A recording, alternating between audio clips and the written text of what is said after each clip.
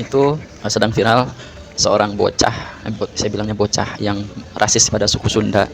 Mungkin beliau dari Jakarta atau mungkin beliau seorang perantau yang tinggal di Jakarta. Saya kasih tahu dalam perspektif sejarah ya.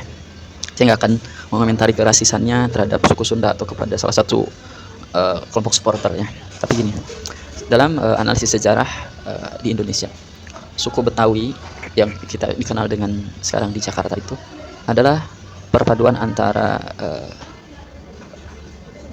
suku Sunda, Jawa, Bugis, Ambon, Palembang dan lain-lain di masa Batavia pada abad 17. Jadi Betawi itu sebuah suku terbaru, suku sendiri yang menjadi sebuah entitas baru di wilayah Batavia pada saat itu dan menjadi suku yang dinamakan Betawi.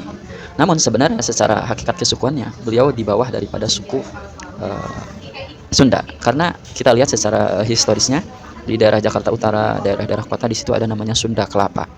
Di situ karena di bawah kepemimpinannya Raja Pajajaran, Kerajaan Pajajaran yang itu Kasundaan Pasundan.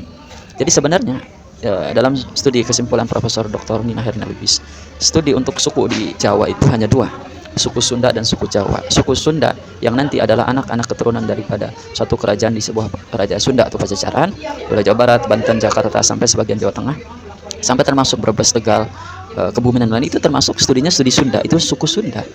Karena bukan dari bahasa kita melihat dia suku Sunda atau bukan, tapi dari entitas kesukuannya, karakteristik, 7 unsur kebudayaannya. Kita lihat karakteristik orang Tegal dan Cirebon dan orang Garut itu santai, itu seperti orang Sunda. Namun beda lagi dengan suku Jawa Kromo yang itu daripada masa keturunan kerajaan Majapahit yang nanti teruskan kepada Raja Mataram dan lain-lain. Ini menurut salah satu pendapat ya. Jadi sebenarnya kalau abang ini menghina Sunda, kalau dia seorang Betawi, dia tuh sebenarnya lagi menghina dirinya sendiri. Karena Betawi itu bagian daripada salah satu bagian Sunda. Suku Sunda yang tinggal lama di Jakarta maka otomatis menjadi seorang Betawi.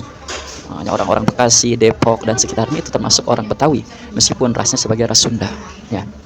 Jadi ini ada hikmahnya. Jadi makanya hegemoni antara contoh bola Persib Bandung dan Persija itu sebagai ya sekedar sebagai pemantik persaingan yang sehat untuk kemajuan peradaban sepak bola yang baik, tidak untuk menjadi permusuhan, kebencian yang berlebih ya.